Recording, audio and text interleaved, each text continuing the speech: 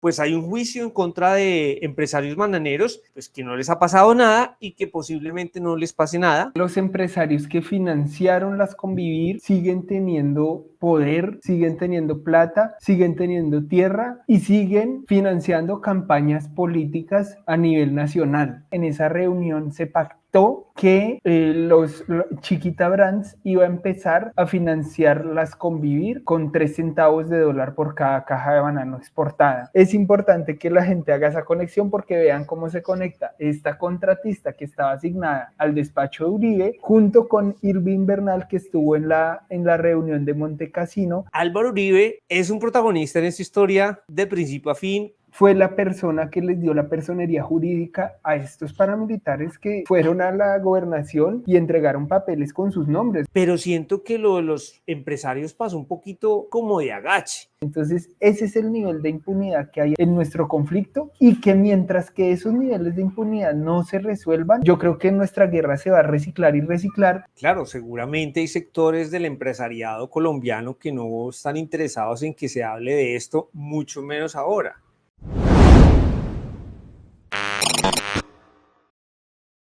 Hola, bienvenidos a un nuevo episodio de Contracorriente. Yo soy José Guarnizo, periodista y director de Vorágine, y este es un espacio en el que hablamos de nuestras investigaciones, esas que casi siempre incomodan al poder. Nos acompaña hoy Nicolás Sánchez Arévalo, periodista de investigaciones. Nicolás, ¿cómo estás? Hola José, un saludo a toda nuestra audiencia. Bueno, pues el tema de hoy son las personas con nexos con paras que contrató Uribe. Para coordinarlas con Convivir, Uribe, siendo gobernador de Antioquia, contrató a un hombre que tendría nexos con Vicente Castaño. Al despacho del entonces mandatario estaba asignada una mujer cercana a Jesús Ignacio Roldán, alias Monoleche. Esta historia hace parte del especial Chiquita Republic, que pueden encontrar en www.voragine.co. Les recordamos primero que Vorágine es un medio de comunicación independiente que hace investigaciones sobre vulneración de derechos humanos y corrupción. Los invitamos a que se suscriban a nuestro canal, nos ayudan muchísimo haciendo eso, suscribiéndose al canal, y a que nos sigan en todas nuestras redes. En Instagram y Twitter estamos como @voragineco, y también a que nos apoyen a través de Baki y Patreon en la pestaña Apóyanos en www.voragine.co. Nicolás, pues hoy estamos, y a todas las personas que nos ven en este momento, pues hablando de este especial que aparece publicado en Vorágine, que se titula El dossier desconocido de Chiquita Brands, Uribe y los paramilitares. Es una investigación que pueden encontrar en nuestra página, de autoría de Nicolás Sánchez Arévalo, que nos acompaña el día de hoy. Ya habíamos hecho un episodio anteriormente sobre esta investigación, pero decidimos hoy abordar otra arista, otro de los enfoques que tiene esta investigación, que es una investigación muy extensa, que va a los orígenes, y hoy justamente vamos a hablar de la génesis, de cómo apareció en esta triada los bananeros financiando las Convivir, y cómo las Convivir, que eran organizaciones y cooperativas legales, terminaron mezclándose, confundidas, haciendo una simbiosis con el fenómeno paramilitar que tantas víctimas dejó en el Urabá antioqueño. Es importante también decir que esta investigación surge, también es una investigación que se ha entregado por capítulos y que ahonda en una situación que para mí está completamente vigente hoy. Entre otras cosas, Nicolás, primero porque ya hubo una condena en Estados Unidos a Chiquita Brands muy reciente. Una corte de Estados Unidos condenó a esta multinacional bananera que tenía sede en el Urabá antioqueño a indemnizar a algunas pocas víctimas. Chiquita Brands reconoció que financió los paramilitares a través de las Convivir, pero sobre todo me parece vigente por dos cosas. La primera, porque no se conoce toda la verdad. Este es el momento en que muchas de las víctimas con las que hablamos en el Urabá antioqueño pues no conocieron la justicia. Ha pasado el tiempo. Hay una cosa que me impresionó mucho, Nicolás, y es que la mayoría de víctimas, si no todas, viven en extrema pobreza. Son personas con dificultades muy grandes. Algunas mujeres que padecieron estos desmanes de los paramilitares, bien sea porque les asesinaron sus hijos, desaparecieron familiares. Hay algunas que no tenían ni con qué pagar los servicios públicos de este mes.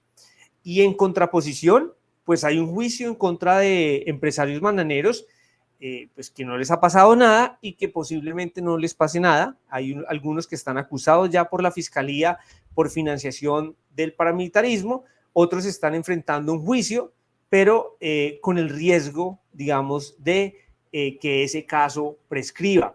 Entonces, Nicolás, quisiera que de pronto nos compartieras algunos de los párrafos de esta investigación, sobre todo enfocados en este famoso contratista, en esta persona que fue contratada, porque ahí empezó todo, esa es la génesis, eso es de donde comenzó todo esto que no se ha terminado de resolver, Nicolás. Sí, José, y antes de entrar a la lectura, déjame agregar un punto por el que yo creo que es vigente esta investigación, o más bien dos.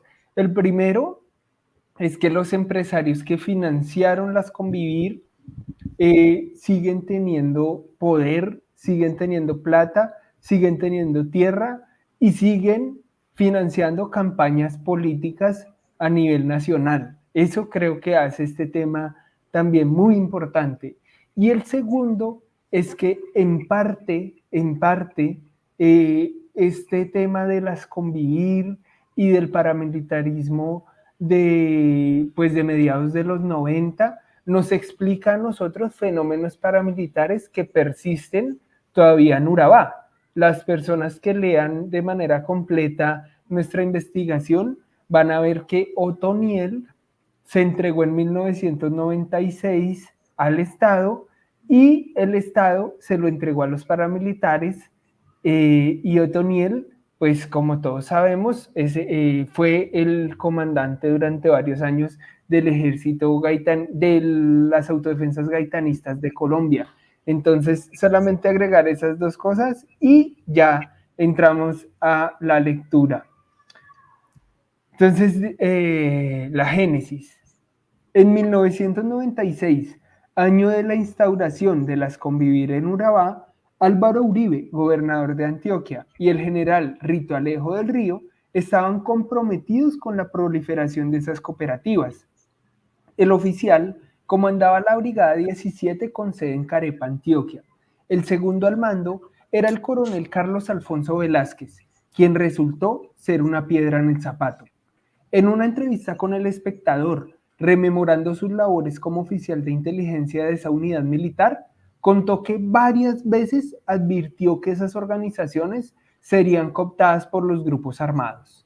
Además, Velázquez denunció ante la comandancia del ejército que Rito Alejo del Río era permisivo con los paramilitares.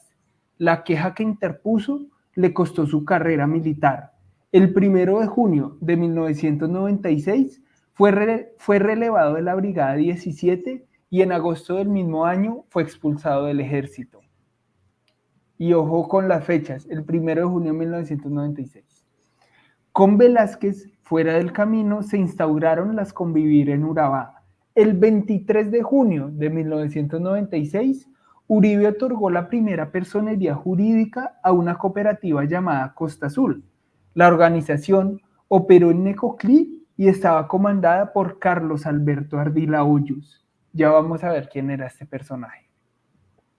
Entre junio de 1996 y agosto de 1997 nacieron las 14 Convivir de la región, todas con personalidades jurídicas aprobadas por Uribe y apoyadas por los generales Rito Alejo y Alfonso Manosalva, oficial cercano al gobernador que comandaba la 4ª Brigada con sede en Medellín. Otro funcionario clave para la operación de estas cooperativas fue Germán Arias, para esa época superintendente de seguridad y vigilancia privada. Fue quien aprobó las licencias de funcionamiento. Abro comillas. Aquí entre Uribe y Rito Alejo montaron eso, dijo Diego Jaimes, un líder que habló con Vorágine en apartado sobre los detalles que conoció del funcionamiento de las Convivir cuando trabajaba en fincas bananeras y visitaba con frecuencia la Brigada 17. También aseguró que en varias ocasiones Uribe fue a esa unidad militar a reunirse con comandantes paramilitares como Carlos Enrique Vázquez alias Cepillo y con Zuley Guerra, quien también respondía al nombre de Carlos Alberto Sosa Castro. Ardila Hoyos, el personaje de la primera Convivir, el de la Convivir Costa Azul, era reconocido en la región de Urabá. Por ejemplo, la esposa de un campesino llamado Carlos Perosa Márquez lo mencionó en medio de una denuncia que interpuso en la fiscalía en el año 2022. El 10 de enero de 1996, unos hombres armados sacaron a Perosa y a un amigo de él de su casa. Al amigo lo dejaron ir, pero se quedaron con Perosa, a quien ejecutaron en la vía que comunica el corregimiento del Totumo en Turbo con Necoclí. Abro comillas. Fueron los paramilitares de Carlos Correa que tenían la sede en el Totumo, le aseguró la viuda a la justicia.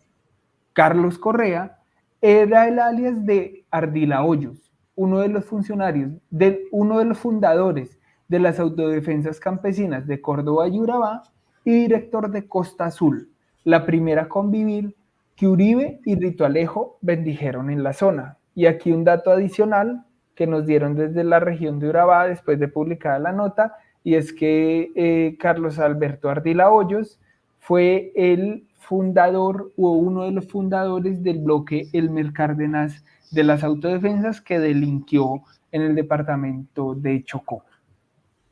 Así es, Nicolás. Bueno, vamos a leer otros pequeños fragmentos de esta génesis y por ende esto explica un poco también esas relaciones entre contratistas, Uribe como gobernador y el general Rito Alejo del Río, que fue comandante de la Brigada 17 y que en este momento es un compareciente ante la JEP, condenado también por un homicidio. Pacifista reveló que Rito Alejo apoyó solicitudes de armas para las Convivir. En documentos de diciembre de 1996, el general pidió que les entregaran a esas organizaciones revólveres, subametralladoras, pistolas y escopetas. Tal era el compromiso de Uribe con las Convivir, que destinó recursos públicos para apoyarlas. El gobernador contrató un hombre llamado Eduardo de Jesús Duque Becerra. Voy a repetir este nombre porque es muy importante y de este nombre surge el título de este episodio. Eduardo de Jesús Duque Becerra.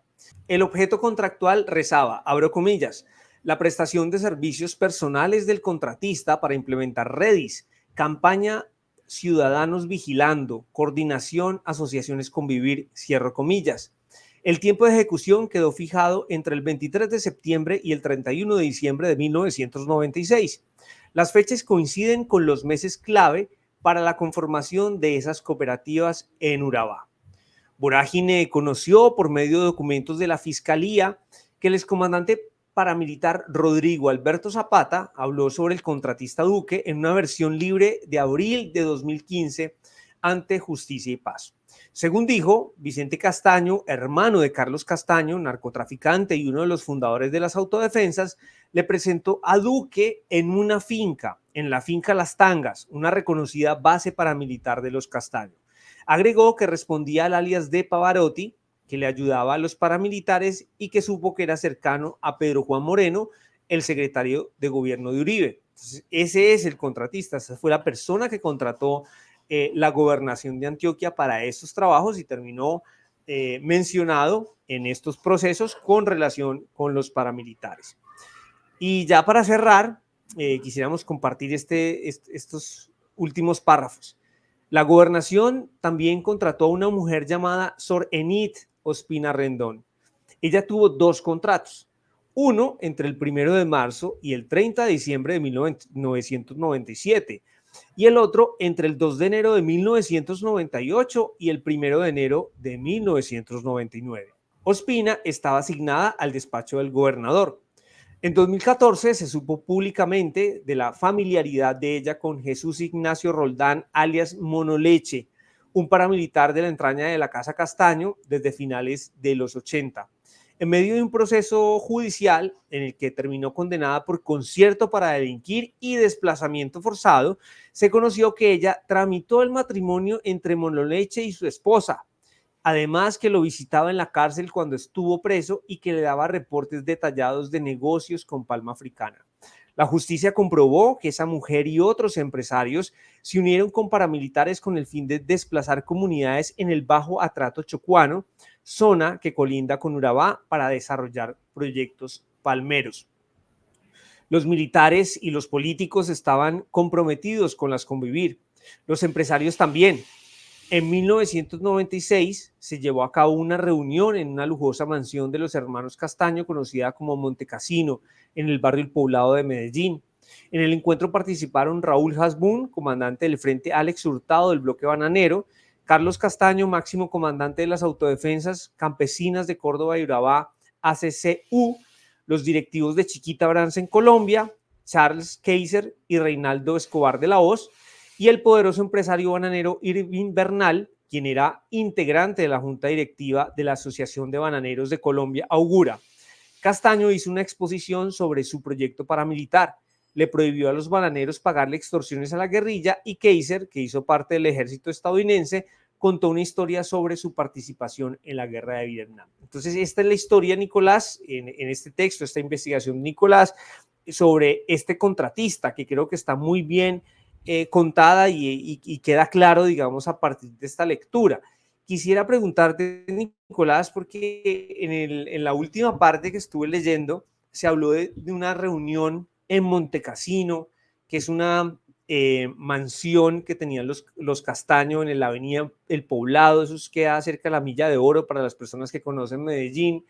Es una mansión muy legendaria, pero quiero preguntarte por qué es importante esta reunión y de dónde sale la información de esta reunión. O sea, qué tan certero es que esta reunión sí se dio y cómo esta reunión en la mansión de los Castaños, donde estaban estos bananeros, cambió un poco la historia de lo que vendría después. Sí, pues mira, esa reunión ha sido confesada por ex jefes paramilitares. Salvatore Mancuso habló de esa reunión y Raúl Emilio Hasbún también habló de esa reunión. Pero además, los varios empresarios bananeros han admitido que estuvieron en esa reunión. Irving Bernal, por ejemplo, fue uno de los que admitió que estuvo en esa reunión. Entonces, digamos que ambas partes han admitido que la reunión se dio. ¿Por qué es importante? Esa reunión es muy importante para la historia del conflicto armado en Colombia, porque según lo que dice Hasbún, en esa reunión se pactó que Chiquita Brands iba a empezar a financiar las Convivir con 3 centavos de dólar por cada caja de banano exportada. Muchos colombianos hemos escuchado esa cifra, 3 centavos de dólar por cada caja de banano exportada. Si ustedes llevan eso entre 1996 y 2004, son miles de millones de pesos que entraron a las arcas de las Convivir y que, como bien lo dijo José al principio de este capítulo, terminaron en las manos de los paramilitares. Por eso es tan importante esa reunión. Nicolás, y mire que en esta reunión estaba entonces Carlos Castaño, que era, pues sabemos quién es Carlos Castaño, máximo comandante de las autodefensas campesinas, que terminó siendo también uno de los máximos líderes de las AUC, pero también estaban los directivos de Chiquita Brands en Colombia, Charles Kaiser y Reinaldo Escobar de la Hoz. Pero también estaba Irving Bernal. ¿Qué nos puedes decir de Irving Bernal? ¿Quién es este señor, digamos, para las personas que nunca habían escuchado este nombre? Es un personaje también muy importante en toda esta historia. Irving Bernal, pues como bien decíamos, era la junta directiva de la Asociación de Bananeros de Colombia, Augura. Y como pues las personas lo pueden constatar en nuestra investigación y está ya en diversas fuentes, los bananeros agrupados en Augura fueron quienes también metieron muchísima plata en el tema de las Convivir.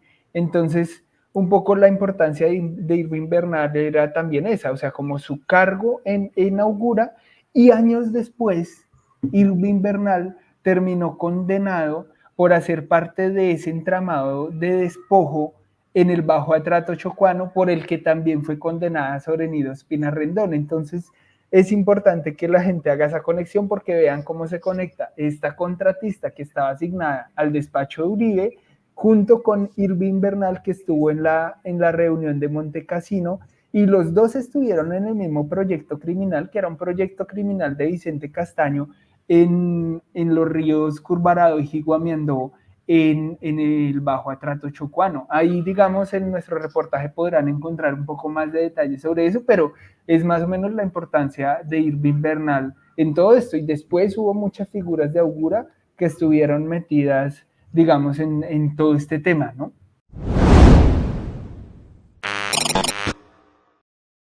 Bueno, pues vamos a ver qué nos dicen los lectores. Aquí hay, digamos, un primer comentario que dice: todas las investigaciones al paramilitarismo lleva a un expresidente, a una oposición. Qué tristeza de país. Bueno, siento que esto lo dice, no me la sé, la cuenta de Twitter.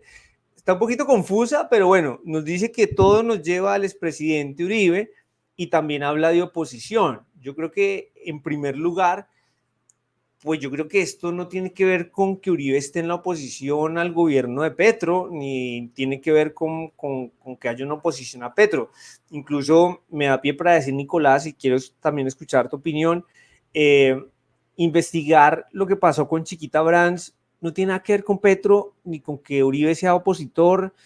Esto tiene que ver con unos hechos históricos que judicialmente se están, digamos, probando. En Estados Unidos este año hubo una condena contra Chiquita Brands y en Colombia se abrió una acusación contra empresarios bananeros. Hay otro proceso contra otros empresarios bananeros que lleva 20 años y no ha llegado a ningún lado. Y Álvaro Uribe es un protagonista en esta historia de principio a fin cuando fue gobernador de Antioquia, porque él fue el gran impulsor de las Convivir.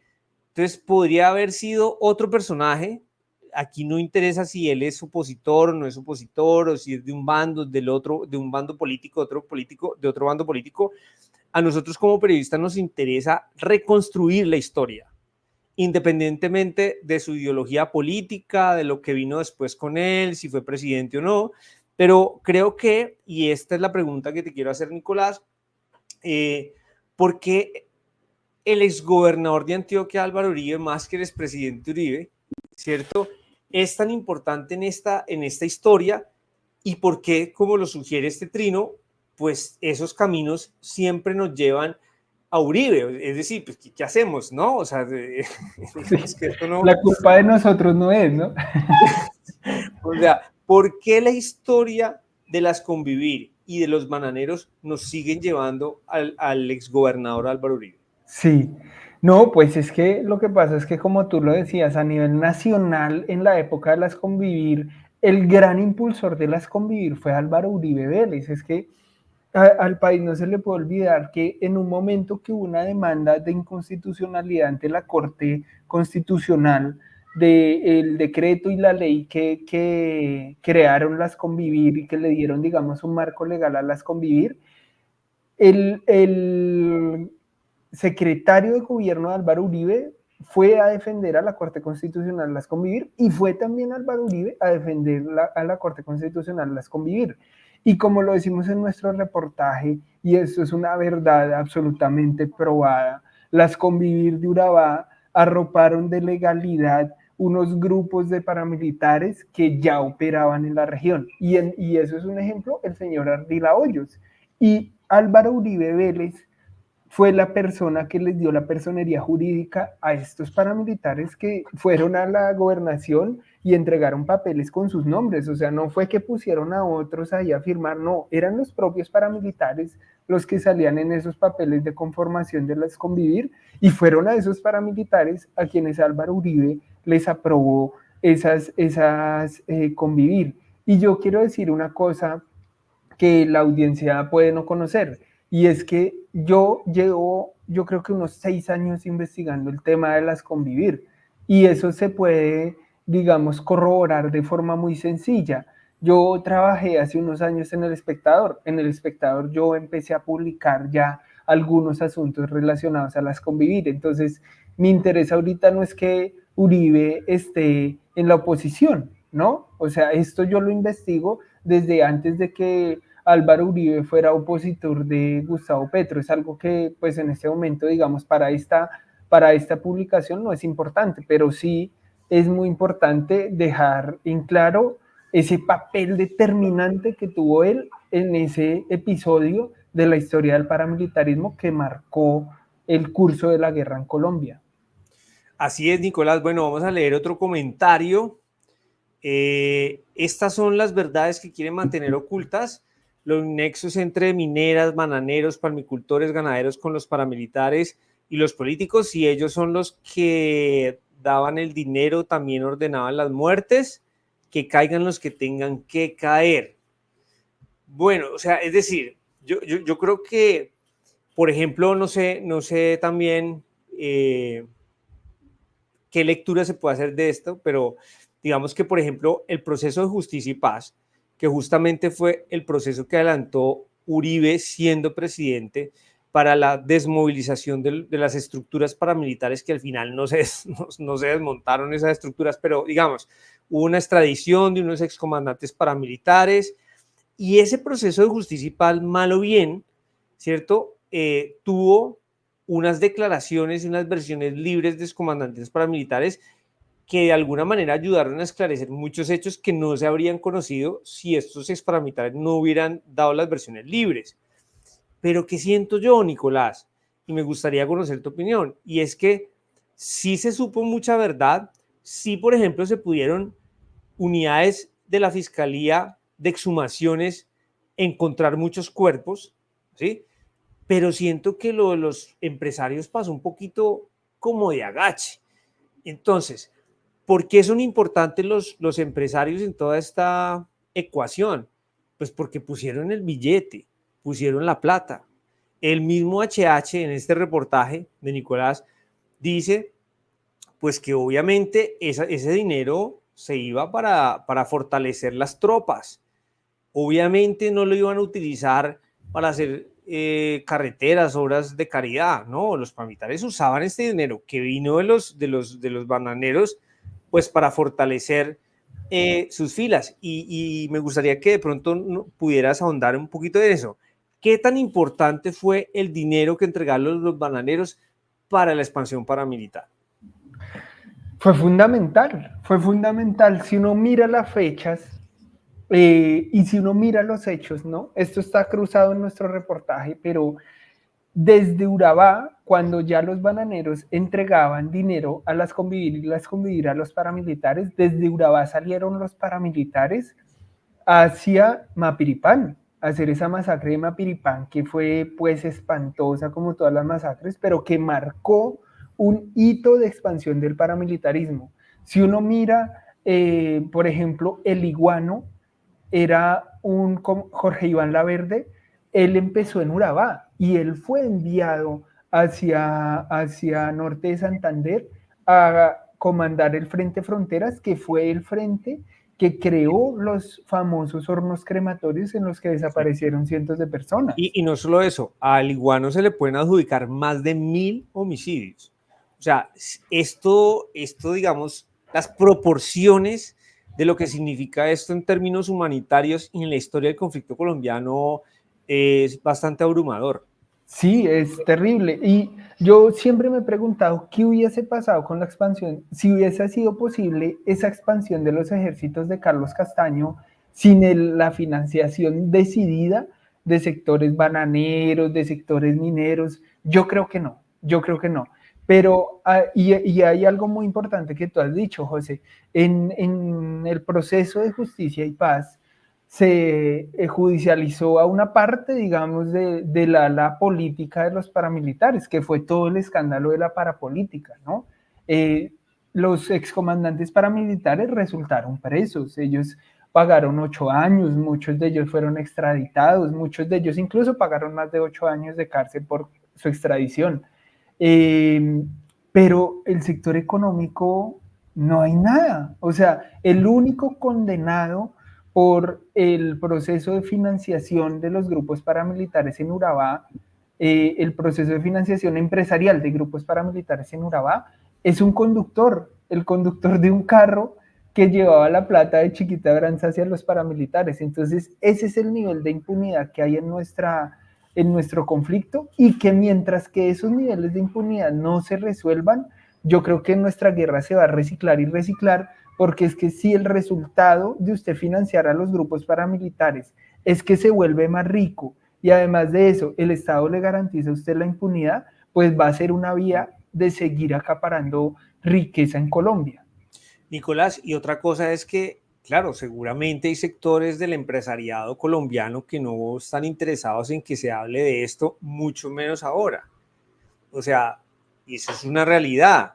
Lo que pasa es que las víctimas están, lo que pasa es que los muertos están. ¿Qué hacemos? Ahora, en Colombia, y esto hay que verlo también de una forma más integral, más en perspectiva, pues también, digamos que ahora entró a jugar también en esta reconstrucción de hechos históricos y en la judicialización, también a través de la perspectiva de la justicia transicional, la Justicia Especial para la Paz, la JEP.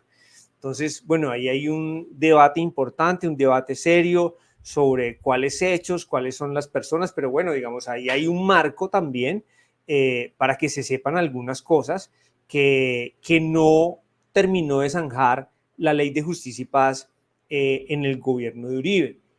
Hay sectores que están interesados en que no se hable más, pero frente a hechos y sobre todo que han sido declarados delitos de lesa humanidad, pues hay que seguir hablando hasta que haya justicia, y creo que uno de los papeles importantes que cumple la prensa, en este caso, frente a una investigación como la que tú has hecho, es eso, es hacer memoria, es reconstruir unos hechos que están opacos, y todo esto, digamos, para los lectores y para las personas que tienen derecho a saber y enterarse de lo que sucede. Bueno, acá dice otro comentario: el paramilitarismo es un problema con metamorfosis vigente y soterrado, su pasado parcialmente aclarado, sus poderosos ideólogos siguen campeando ocultos o desafiantes. ¿Qué percepción, después de haber hecho esta investigación en la que has trabajado varios años, te deja esta reflexión sobre que el paramilitarismo sigue vigente? Yo creo que pues estoy totalmente de acuerdo con el lector, porque es que lo que hablaba hace un ratico, Otoniel fue hijo de esa desmovilización falsa en la que el Estado le entregó unos guerrilleros del EPL y de las FARC a la Casa Castaño. Entonces sí creo que está vigente, creo que la tierra, los recursos de Urabá los siguen teniendo los mismos que financiaron las Convivir, y pues para nadie es un secreto que en Urabá el poder de las autodefensas gaitanistas de Colombia es absoluto, ¿no? Es absoluto, pues y se expresa de muchas maneras, de maneras militares, en la exportación de cocaína, y bueno, creo que pues tiene toda la razón y que es un ciclo que no se ha cerrado precisamente por lo que hemos venido hablando, porque hay unos sectores muy poderosos que impulsaron el paramilitarismo que no saben lo que es la justicia o que saben lo que es saltársela.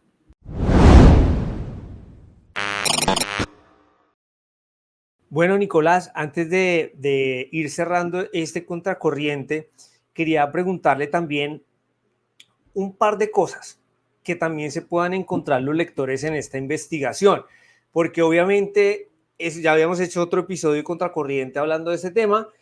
Digamos, es un texto largo, es un texto extenso, lo habíamos hablado, pero ¿con qué más se puede encontrar el lector? Si nos pudiera mencionar dos temas, dos cosas también que son relevantes o que no se conocían, o que simplemente es importante volverlas a traer a colación.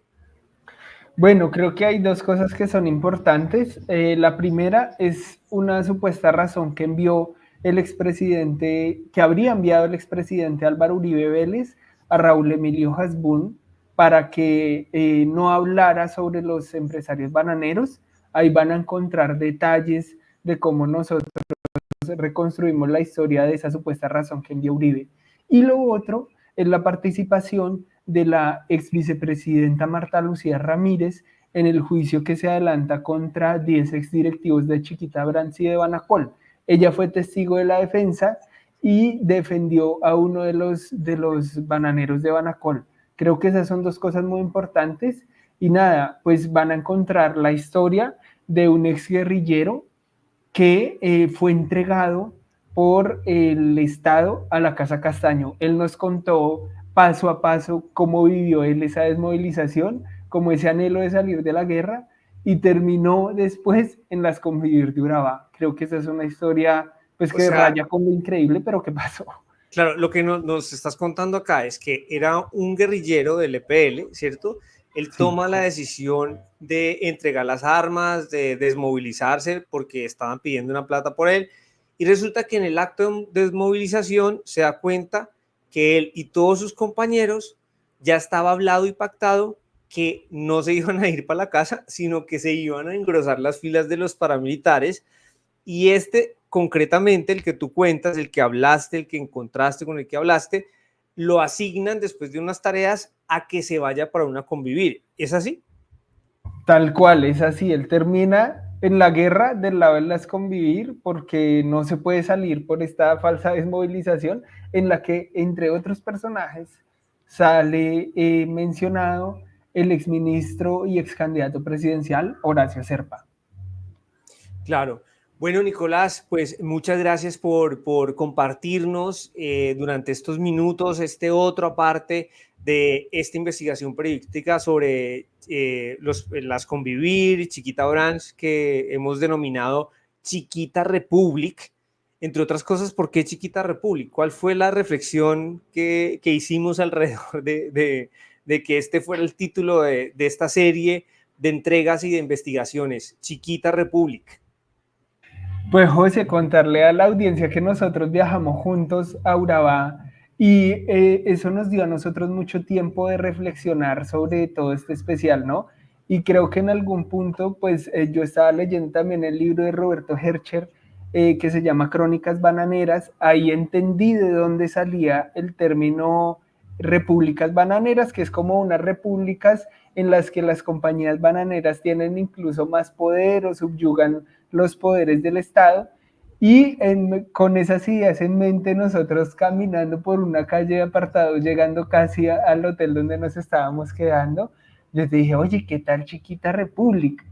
Y nos quedó sonando y no se nos salió de la cabeza y Yo creo que lo hicimos realidad.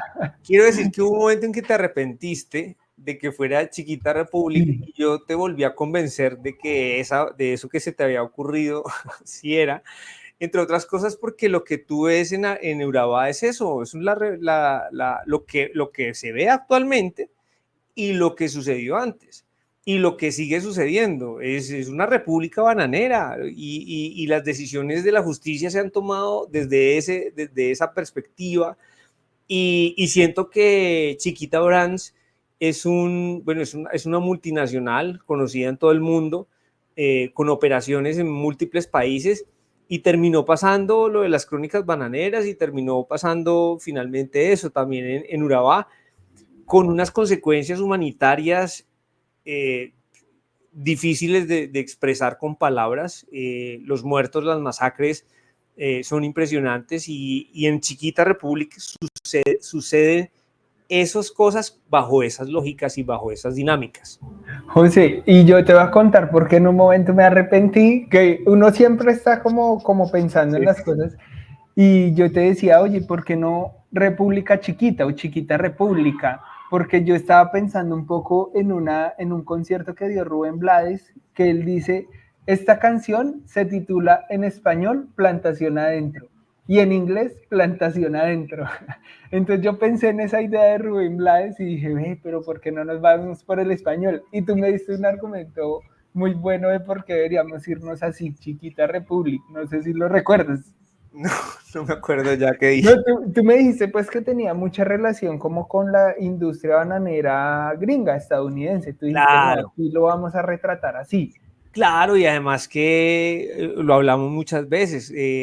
Desde Estados Unidos nos vendieron la idea de que consumir banano en los años 80 y 90 era un sinónimo de estatus, de una vida sofisticada, ¿no? Y todos los comerciales y todo eso, y eso lo terminaron implantando en todo el mundo, y eso fue parte del éxito, entre comillas, de Chiquita Brands, de empresas como Chiquita Brands, que le sacaron pues todo el jugo, literalmente y alegóricamente, a esta fruta, ¿no? ¿Qué se viene, Nicolás? ¿Qué falta para cerrar, digamos, este especial? Yo creo que se va a venir un texto muy centrado en las víctimas que dejó este entramado empresarios, paramilitares convivir, y creo que va a ser una historia que, como tú siempre nos dices, que hará saltar al lector de la silla, porque las historias que nosotros logramos como reconstruir en Urabá son muy, muy dolorosas, de verdad. Pues yo en lo personal salí muy afectado porque las historias son tremendas, lo que tú decías, la gente vive en una pobreza muy dolorosa, ¿no? Sí, y un poco siento que el cubrimiento que pues, no es una crítica al cubrimiento que se ha hecho, ni mucho menos, pero sí se ha centrado mucho en el juicio de Estados Unidos y se habla de las víctimas en etéreo. Pues nosotros quisimos ir hasta allá y hablar qué ha pasado en estos más de 20 años con los familiares de las víctimas. ¿Qué ha pasado? Las historias son terribles y creo que vale la pena contarlas y vale la pena contarlas en este momento. Estamos trabajando en eso. Nicolás, muchas gracias y, ¿por qué no felicitarte por esta primera entrega? Que como repito, la pueden encontrar en www.voragine.co, se llama El dossier desconocido de Chiquita Brands, Uribe y los paramilitares, es una investigación muy poderosa. Creo que todo lo que hay que decir de las convivir en relación con los bananeros está ahí, yo me atrevo a decir eso, me atrevo a decirlo, sé que puede sonar, digamos, muy como una idea que intenta abarcarlo todo, pero siento que ahí está todo, o si no, casi todo lo que hay que decir sobre este tema, Nicolás. Muchas gracias. No, José, muchas gracias a ti. Nada, pues esto es para nuestros lectores también. O sea, hablando un poco de frases de cantantes, hay una de Facundo Cabral que me gusta mucho que dice: hasta que el pueblo las canta, las coplas, coplas no son. Y sí creo que eso pasa un poco con el periodismo. O sea, es necesario que la gente se apropie como de estos contenidos, que le saque el máximo provecho, y eso es muy importante para nosotros, que podamos aportar algo para que la gente comprenda mejor nuestra historia. Pues muchas gracias, Nicolás. Le recordamos que Vorágine es un medio de comunicación independiente enfocado en investigaciones sobre vulneración de derechos humanos y corrupción. Los invitamos a que se suscriban a nuestro canal, con eso nos ayuda mucho, y a que nos sigan en todas nuestras redes sociales, en Instagram y en Twitter estamos como @voragineco, y también a que nos apoyen a través de Baki y Patreon entrando a www.voragine.co. Ahí encuentran una pestaña que se llama Apóyanos. Muchas gracias, Nicolás. Muchas gracias a todos. Nos vemos en un próximo episodio de Contracorriente. Chao.